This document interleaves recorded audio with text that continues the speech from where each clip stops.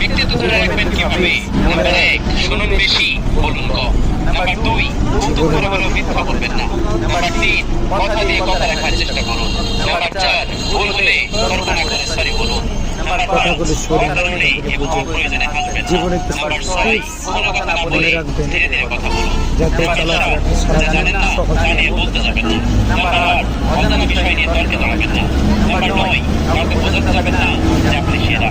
Number 10, অন্যকে বলতে দিন, তার কথা মন দিয়ে শুনুন। নাম্বার 11, শব্দ করে খাবার খাবেন না। 12, রাগ করে নিজেকে নিয়ন্ত্রণ করুন। নাম্বার 13, কেউ ভুল করলে সহজে ক্ষমা করে দিন।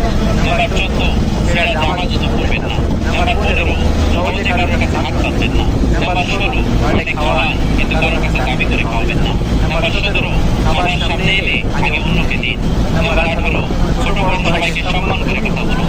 নাম্বার 19, মুখ এবং শরীরের দুর্গন্ধ